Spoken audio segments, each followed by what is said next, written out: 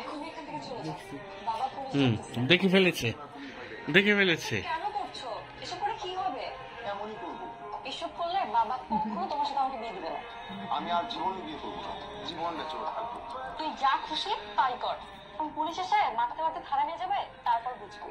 একদম তুই দোকানি করবো না। আবার দেখে, আবার দেখে। পাওয়া যায় না, সে দিতে হবে। অপমান।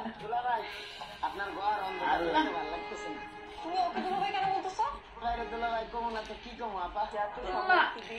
এই যে, খাবার পাঠিয়ে দে। কেমন পরিবারের ছেলে যে রাস্তায় বসে থাকে? ও খুব ভালো পরিবার। এই যে, এই যে দেখে ফেলেছে। দুজনে গ্রামের হাই স্কুলের টিচার। ওর রেজাল্ট শুনলে তোমার মাথা ঘুরে যাবে। তুই এত কথা কি করে জানিস? গত 3 বছর ধরে ওর সাথে আমার উল্টা দিছ যে। কফি খেতে গিয়েছিলাম, যার জন্য আজকে ওকে রেলা বের করে দিয়েছি। কি হবে? আমার মেয়ের প্রেমিককে আমার বাসা ভাড়া দিতে হবে। আল্লাহ, রাইট বলছো মরিয়ম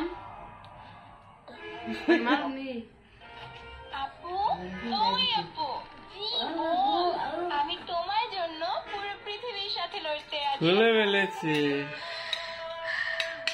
বিয়ের আগে মরিয়ম কিছু নিয়ে একটু বকাঝকা করতো, তুমি আমার এটা খুঁজছো করে জমা লাগাই দাও, ওটা লাগাই দাও, আমার লাগাই দাও, তখন আর এই বাড়িতে আসতো। লাগাই দাও, আমার লাগাই দাও। তখন মা বলতো পরের বাড়ির ভাত খাওয়া এত সহজ না।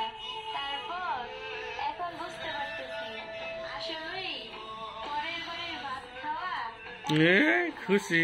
মরিয়ম